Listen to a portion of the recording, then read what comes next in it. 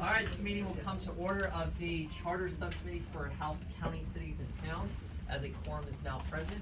And so, just as a couple reminders here, first, for all of our people who are here at the table, for all of our patrons, and for everyone who's going to be speaking, everything goes through the chair. We do this to ensure decorum, so that we don't have people talking at each other. Everything is done like this for a reason. And so basically the way that works is say, Madam Chair, I would have a question for the witness. Madam Chair, I would like to speak to the bill. I would like to do this. Everything goes through the chair. Understood? Everyone's good? Cool. Next, if you have signs or anything, that's great. I love freedom of speech. I'm a reporter. I love all that. Keep them below your shoulders. I don't want this, because here's the thing in this room. If you're in the back and you can make eye contact with me right now, please raise your hand. Okay, they can't, which means that that's going to be even worse. And so I want to make sure that we are respectful of everyone's visual here. And at the same time, you have your First Amendment rights. There are places to exercise them, and like snapping your fingers or something is a great way to do that. Anyone have any questions? Great, then let's get on to the docket here. The first thing that we are going to do is we are going to call up Delegate Conyers' bill here, and then we are going to go into the sign-up order. So, Delegate Conyers, you have HB, what's your number? 1616. 1616. All right, let's get going. Madam Chair, I do have an amendment. All right, what's the amendment? I believe there's a copy of it. It is adding some language And and is striking this some. is this a substitute, or do we need to adopt the amendment? Adopt the amendment.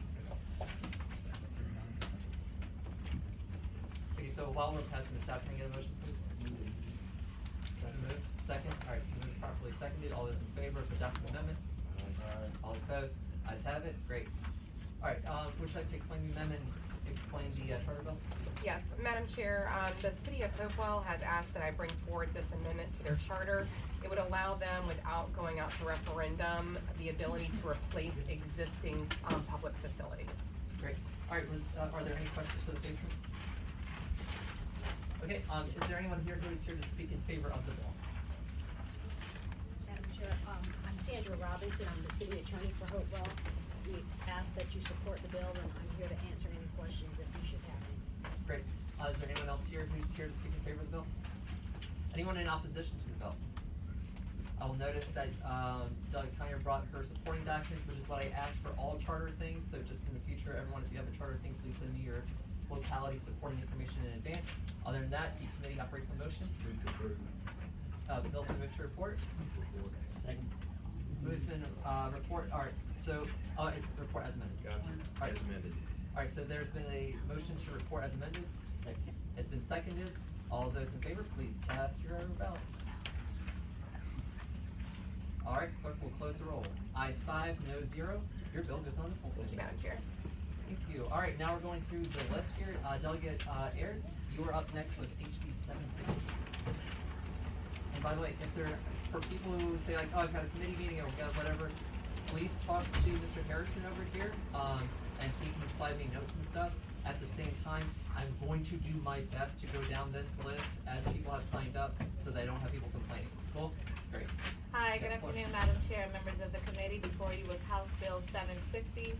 I want to give the members of the committee and yourself a little context. In 2019, we passed House Bill 1866, which required localities to submit a local audit to the Auditor of Public Accounts, and provided that if they were unable to do so in a timely fashion, that they then had to make note of the delay at their public meetings, whether that be their Board of Supervisors and or their City Council meetings, and note the reason why there is the delay. This legislation only adds to that by putting an enforcement mechanism in place. You still have localities that are delayed in their CAFR, but then also not making the notice available to the public. And so this legislation is permissive in allowing an individual to then allow the enforcement mechanism to get into place.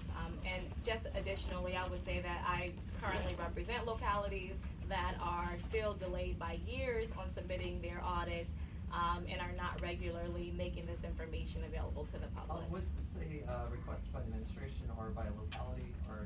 It was not, and neither was the legislation in 2019. Obviously, they're not gonna request. Well, hey, just saying, some people can be team players. All right, are there any other questions for the patron? Madam Chair? Yes, Delegate Points. Yeah, just checking. We also passed a piece of legislation a couple of years ago that required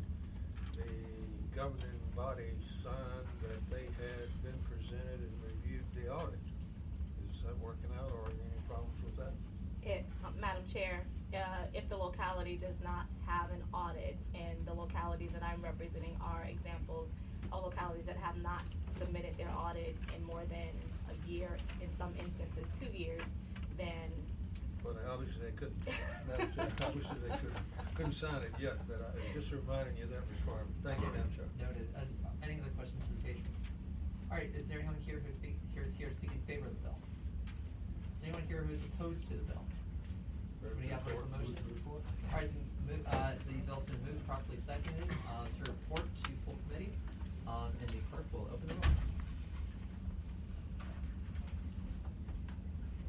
All right, clerk will close the roll. Ayes 6, no 0. The bill goes on to the next committee. I thank the Thank you very, very kindly, Dr. Eric. All right, next up, we have got, let's see, Delegate Locke on the list, but he's not here, so we will move on to, and, the next one on there, we are going to carry over. All right, so I have a note here from Delegate Byron that she would like, her bill HB 1619 to be carried over to 2021, so she can continue to work on it. Can I get a motion? All right, is it moved? Seconded, great. All right, so all those in favor, this is a voice vote of carrying over HB 1696 into 2021, please say aye. Aye. All those opposed, ayes have it. HB 1696 has been carried over into 2021. Great. Okay, next up, let's see, Delegate Tran is not here, so we will go on to Delegate Leftwich. And this is for HB 1385. Madam Chair, members of the board, this is a bill that was brought to me by my locality, and essentially what it does is it would allow the local governmental bodies to extend insurance benefits to retired employees of authorities, boards, and commissions, and political subdivisions. For example, the Redevelopment Housing Authority of Chesapeake struggles sometimes to get a director. And so they're hoping that if they're able to provide extended benefits, retirement benefits for these folks for health insurance, it will help attract quality candidates. So that's the bill. I do have a line amendment. All right, Senator Lucas is carrying a similar bill in the Senate. Hers was amended. I'd like to Right, try and to this is a line amendment as opposed to a substitute delegate? Yes. Okay, so then, if you can, if council, can you just, okay, can you please state the Yes, amendment? on line 22, I'm sorry, which line? line 22. 22? After including, insert, retired. Well, it says, line 22 right now says policies or protection. Okay. It's 23. Okay, so. I'm sorry, I don't have my reading glasses on. No, not to worry. All right, so after we're including, what was it? Retired. Including retired employees of boards. Okay, so it's not just employees, because, I mean, they're appointed, right? So, okay, that's just technical amendment. Can you get someone to move the amendment? Move to report. Move to report as amended. No, you're just moving the amendment. Move the amendment. Move to amend. Second. Thank you. All right, we are now adopting the amendment. So the amendment has been moved, properly seconded. All those in favor say aye. Aye. All those opposed? Fantastic, we have adopted your amendment. Now, continue, please. I'm done, that's the bill. Fantastic. I like that. All right, so I'm just going to literally read this out for everyone here because it is one sentence long. It says, the total cost of such policies or protection may be paid entirely by the locality or shared with the employee. The governing body of any locality may provide for its retired officers and its retired employees, and this is where the bill comes in effect, including retired employees of boards, commissions, agencies, or authorities that are political subdivisions of the Commonwealth and work in close cooperation with such locality. And the part of the bill, to be eligible for such group life, accident, and health insurance programs. Now everyone knows, in the room knows exactly what this bill does. Other questions for the patron? Great. And is there anyone here who is here to speak in favor of the bill? Madam Chair and members, I'm Sterling Reeves, representing the City of Chesapeake, and thanking Delegate Leftwich, who has explained the bill far better than I could. I'll be glad to answer any questions. Sure. Did you, was this a request from the locality? Yes, from Chesapeake. Great. Is there anyone else who's here to speak for the bill? Is there anyone who's opposed? Question for the patron. With the bill in this case, do you know of any other localities that are basically in need of this right now? Because, I mean, it's not exclusive just to Hampton Road, for example. Is this? I'm not specifically aware of any locality that wants this, but obviously all would benefit from it. All right, well, can the authorize a motion? Move to report. Sure. Doug Poindexter. Yes, Do we have Waco or VML outside of here? We do have, Both are here. Chuck Gowdy from DNL who's here. Chuck out of VML, Madam Chair, we support this bill. We support this bill. Great. You represent Waco or VML? Yes. She's with VML. Michelle Gowdy, Virginia Municipal League. Yes. Yes, sir, we Okay. support the bill. All right. Yes. Nobody from Waco, speak? Is there anyone from Makeup? Hey, George. Yes, Mr. Chairman, this is not a bill we had, been following, so we don't have a position one way or another, but. So you we're don't proud of oppose it, great. Yes. Okay, committee offers a motion. It's moved to report and properly seconded, so the clerk will open the roll. Do I get to vote for, Chairman Corey? Oops. You don't. Alright, go. Alright, thank you very kindly. So the clerk will close the roll. Alright, so ayes 6, no 0. Bill goes on to full committee. Congratulations. As amended. Bill, as amended goes on to second. Okay, thank you. Moving on. So we will go to Delegate Adams. You were seated in presence. Thank you, members of the committee. This is House Bill 1028. It allows constitutional officers to use the local government's official website and related social media platforms to advertise employment positions. And really, this is just a way to, I think, modernize the code section. Specifically, that is Virginia Code Section 15.2-1604.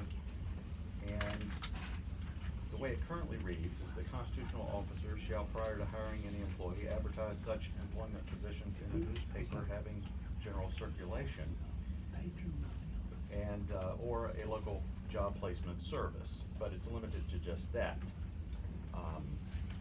This legislation comes at was initiated by a request from a local constitutional officer who pointed out that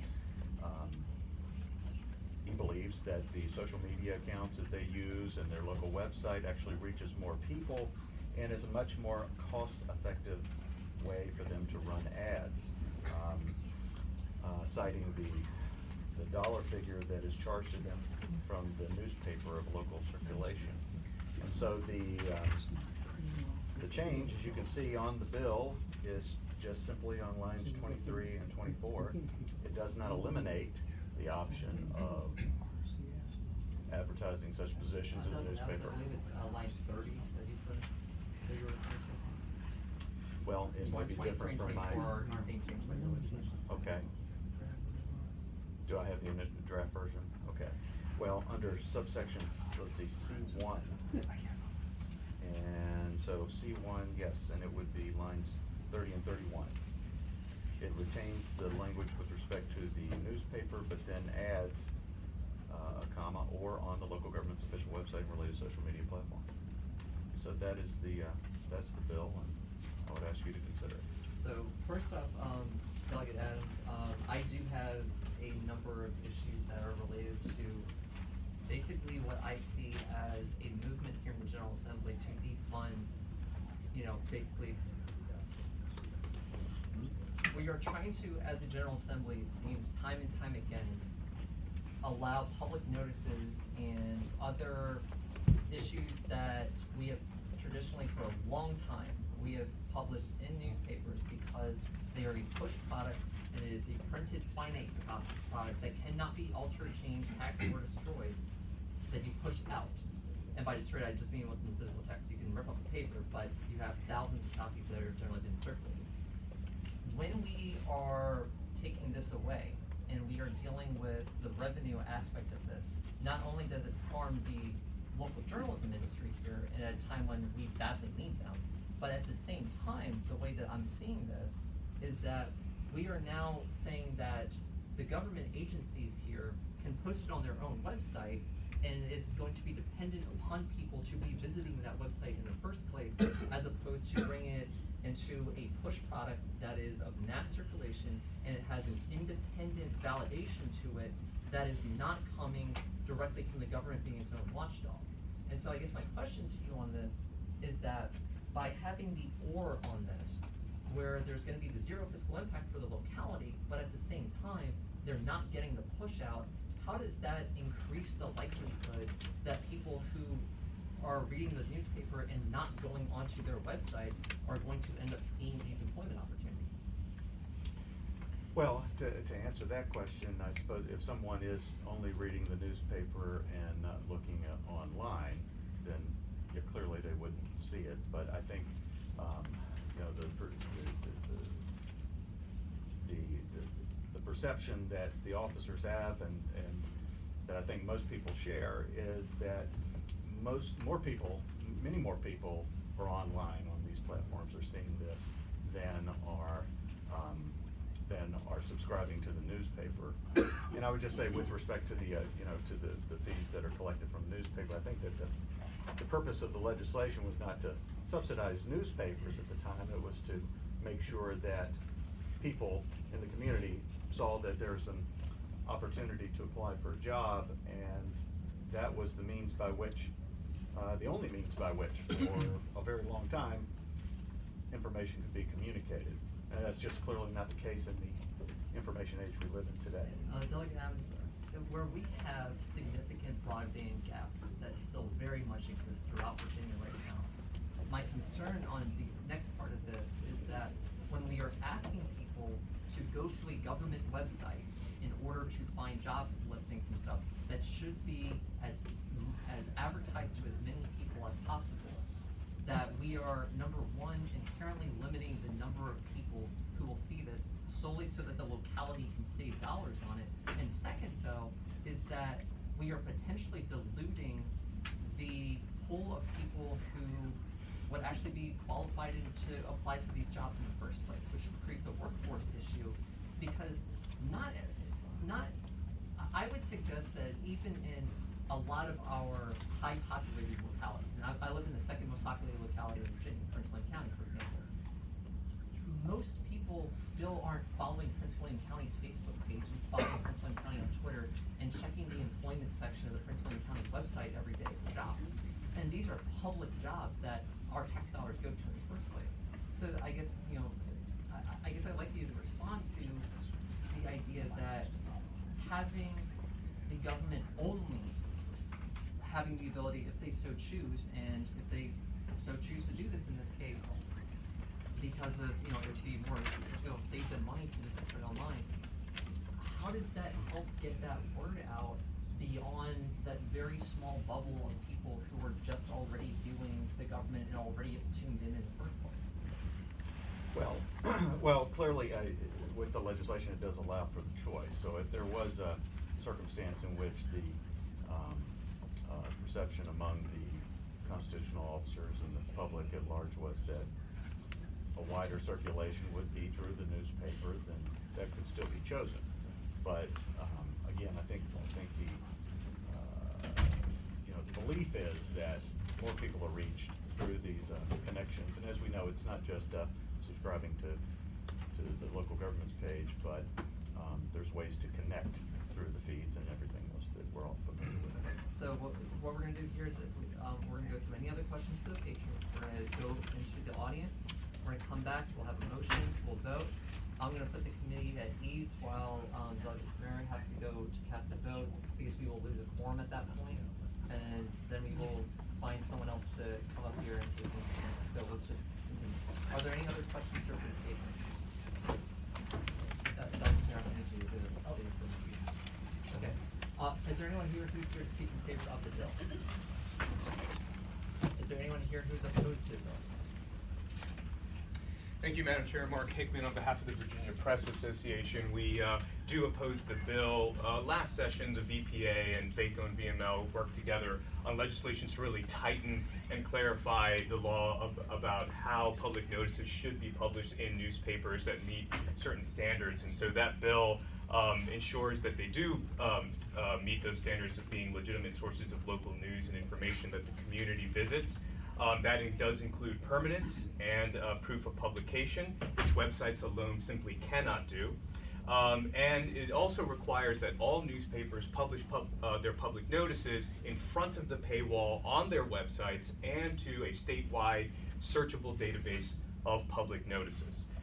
So therefore, newspapers really are that one-stop shop for public notices. And finally, we'd like to point out that there's nothing in the law right now that prohibits localities and other agencies from taking those public notices and posting it on their websites. They can do that, they can post it on Facebook and Twitter and social media, but the official legal notice should stay in newspapers. Thank you. Is there anyone else who's here to speak on this bill? Madam Chair? Yeah, you want to speak? I have more a question of, Can you please know, in identify South, yourself? I'm sorry. My name is Trish, I'm from Southwest Virginia, just a constituent here to be involved and engaged, and, this is not necessarily the item, but as I sit here and listen to this, I also have concerns that in Southwest Virginia, there are a lot of folks that don't have internet access, and I think that, you know, until we get to a time when it is made available to all people, then I think this is a little dangerous, because I do think that there, it will exclude people that, you know, or that don't have transportation to get to the library, so. Thank you very much. Is there anyone else who's here to speak about the bill? All right, Delegate Poindexter. Thank you, Madam Chair. Very well aware of the controversy. We've been addressing this for several years. But, I'll give you an example. My home county probably has 30–40% of the population does not have broadband, so therefore doesn't have internet. But he also only has a newspaper with a circulation of only about 2,000. So when I take 58,000 population, we've got a whole lot more coverage online than we do with the newspaper. And so, Delegate Poindexter, right now the localities have the ability to put this stuff on their online anyway. They can do that. They just have to also be in compliance with this code. And so that if you had them posting it online and you had it going out to those 2,000, in those 2,000 circulated copies, plus it's going out online at that point on the newspaper's website, not to mention it would go out then on the VPA page on top of that, you're increasing your outreach at that point. Are there any other comments or any other discussion? Committee operates on motion. Move to report. The